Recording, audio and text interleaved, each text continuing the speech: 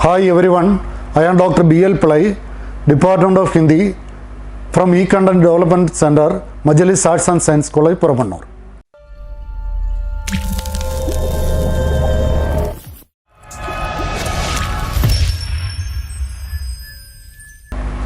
आज मैं कालीकट विश्वविद्यालय के प्रथम वर्ष BA BSc सिलेबस के भीतर आया हुआ श्रीमती महादेवी वर्मा कृत एक रेखा चित्र के बारे में कह रहा हूँ।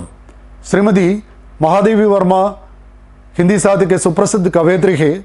उसकी जन्म 1907 में उत्तर प्रदेश के फर्रुखाबाद में हुई थी और सोना हिरण नामक रेखा चित्र श्रीमती महादेवी वर्मा के मेरा परिवार नामक पुस्तक के अंतर्गत आया है। और श्रीमती महादेवी वर्मा हिंदी साहित्य के सुप्रसिद्ध कवयित्री है और वैसे छायावाद नामक आदर्शवाद के कवयित्री के रूप में भी चिरस्मरणीय है श्रीमती महादेवी वर्मा। उसकी यामा नामक कृति पर भारतीय ज्ञानपीठ का पुरस्कार मिली थी और वैसे श्रीमती महादेवी वर्मा को पद्म भूषण उपाधि भी मिली है। केंद्र साहित्य अकादमी के पुरस्कार आदि सब मिली श्रीमती महादेवी वर्मा गद्य और पद्य साहित्य में एक समान ख्याति पाई थी। उसकी रची गई गद्य पुस्तक में श्रृंखला के कड़ियाम, आदित्य के चलचित्र, स्मृति की रेखाएं आदि विख्यात है जो भारत के अलग अलग विश्वविद्यालयों में स्कूलों में पढ़ाई जाती है। मेरा परिवार श्रीमती महादेवी वर्मा की एक रेखा चित्र है। रेखा चित्र को इंग्लिश में स्केच कहते हैं।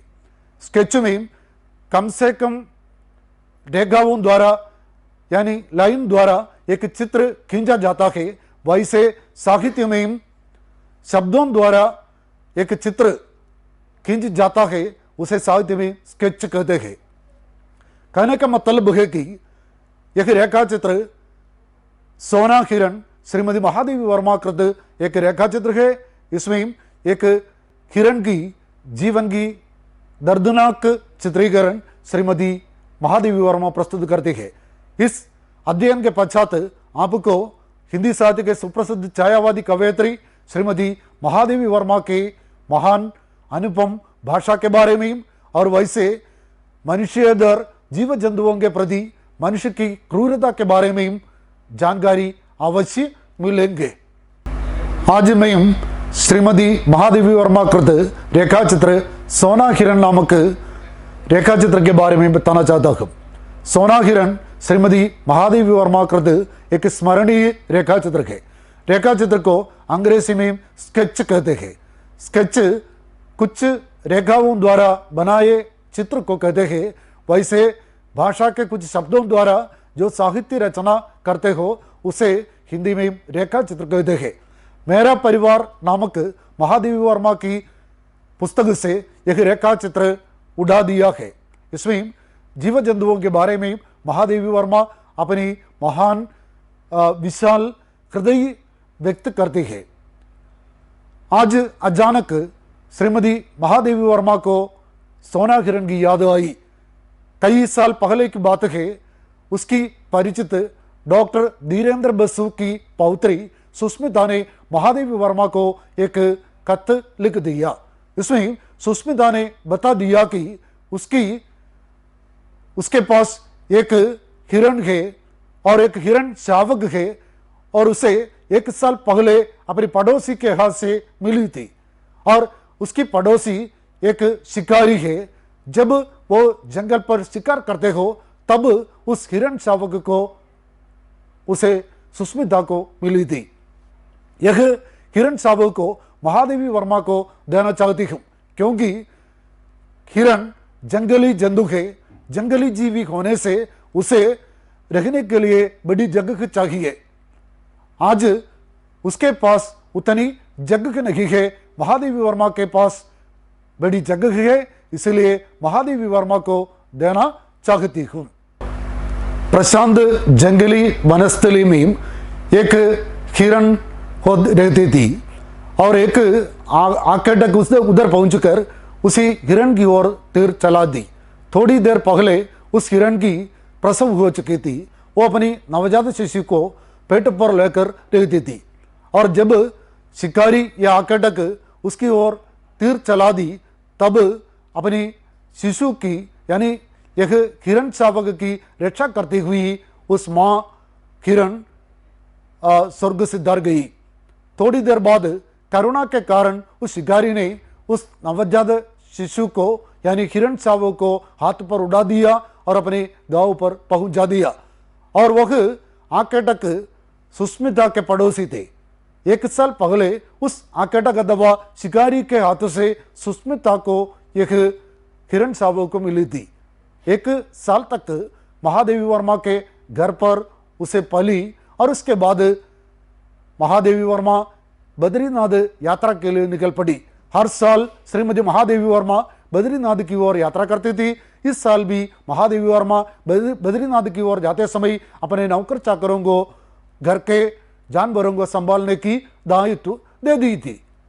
और तब घर के नौकर ने इस सोना हिरण को एक रस्सी में बांध दिया और सोना के रंग होने से सोना हिरण नाम मिली।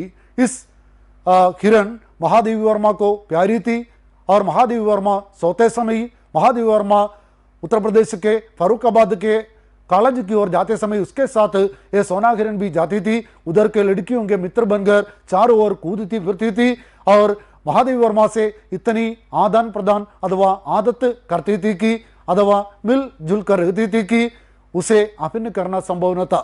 किंतु जब श्रीमती महादेवी वर्मा बद्रीनाथ की ओर गई थी, तब सोना हिरण को बड़ी दुख हो चुकी थी और नौकर ने एक रस्सी में उसे बांध दिया और सोना हिरण बड़ी दुख पर पड़ी हुई रहती थी। 1 सप्ताह के बाद जब महादेवी वर्मा घर पर लौटी, तब सोना हिरण को पूर्व स्थिति अथवा उत्तेजना मिली थी। तब सोना हिरण महादेवी वर्मा को देखकर भाग गए उसकी ओर। उसकी गले के रस्सी के बारे में कोई पता न था और मुख गिराकर और सोना हिरण मिट्टी पर पड़ गई। महादेवी वर्मा लिखते हैं कि यह सोना हिरण की अंतिम सांस और अंतिम छलांग थी।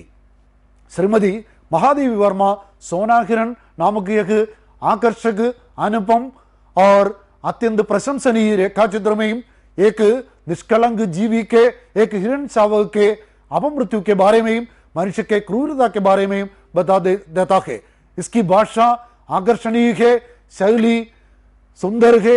श्रीमती महादेवी वर्मा जो छायावादी कवयित्री है, आधुनिक हिंदी के सुप्रसिद्ध कवयित्री, आधुनिक मीरा नाम से माने जाने वाली आदरणीय कवयित्री, उसकी आकर्षक भाषा और शैली यह सोना हिरण नामक रेखाचित्र को सबसे अनुपम बना देता है। निष्कर्ष रूप में कह सकता हूं कि सोना हिरण हिंदी साहित्य के इने गिने रचनाओं में एक है। ഹിന്ദി സാഹിത്യത്തിലെ അതിപ്രശസ്തയായ കവയത്രി ശ്രീമതി മഹാദേവി വർമ്മ എഴുതിയ സോനാ ഹിരൺ എന്ന രേഖാചിത്രത്തെക്കുറിച്ചാണ് ഞാൻ ഇതുവരെ സംസാരിച്ചത്. ശ്രീമതി മഹാദേവി വർമ്മ ജ്ഞാനപീഠം അവാർഡ് ലഭിച്ച, അതേപോലെ നമ്മുടെ ഇന്ത്യൻ സാഹിത്യത്തിലെ അതിപ്രശസ്തയായ എഴുത്തുകാരിയാണ് മഹാദേവി വർമ്മ. ഒരു കവയത്രി എന്ന നിലയിലും ഗദ്യലേഖിക എന്ന നിലയിലും വളരെ പ്രശസ്തയാണ് മഹാദേവി വർമ്മ. അവരുടെ യാമ എന്ന കൃതിക്ക് ജ്ഞാനപീഠം അവാർഡ്, കേന്ദ്ര സാഹിത്യ അക്കാദമിയുടെ അവാർഡ് തുടങ്ങി നിരവധി പുരസ്കാരങ്ങൾ ലഭിച്ചിട്ടുണ്ട്. ശൃംഖലാ കി കടിയാം, അതീത് കെ ചലച്ചിത്ര, സ്മൃതി കി രേഖായും തുടങ്ങി നിരവധി കൃതികൾ ശ്രീമതി മഹാദേവി വർമ്മയുടേതായിട്ട് നമുക്ക് ലഭിച്ചിട്ടുണ്ട്. മേരാ പരിവാർ എന്ന ഗദ്യപുസ്തകത്തിലെ ഒരു അധ്യായമാണ് സോനാ ഹിരണി അഥവാ സ്വർണ്ണമാൻ. ഇത് മഹാദേവി വർമ്മയുടെ ജീവിതത്തിൽ അനുഭവപ്പെട്ട ഒരു കാര്യമാണ്. മഹാദേവി വർമ്മ മനുഷ്യനെ എന്ന പോലെ എല്ലാ പക്ഷികളെയും മൃഗങ്ങളെയും സ്നേഹിക്കാറുണ്ട്. അവർ ഉത്തർപ്രദേശിലെ ഫറൂഖാബാദിലെ വിമൻസ് കോളേജിൽ പ്രിൻസിപ്പളായി ഇരിക്കെ തന്നെ മഹാദേവി വർമ്മ പക്ഷികളെയും മൃഗങ്ങളെയും മറ്റ് ജീവജന്തുക്കളെയും തൻ്റെ വീട്ടിൽ വളർത്തുകയും ജീവിത അവസാനം വരെ അതിനെ സംരക്ഷിക്കുകയും ചെയ്തു വന്നിട്ടുണ്ട്. ഒരു ദിവസം മഹാദേവി വർമ്മക്ക് സുസ്മിതയുടെ ഒരു കത്ത് കിട്ടി. സുസ്മിത ധീരേന്ദ്ര ബസു എന്ന ഡോക്ടറുടെ പേരക്കുട്ടിയാണ്. ധീരേന്ദ്ര ബസു ശ്രീമതി മഹാദേവി വർമ്മയുടെ സുഹൃത്താണ്.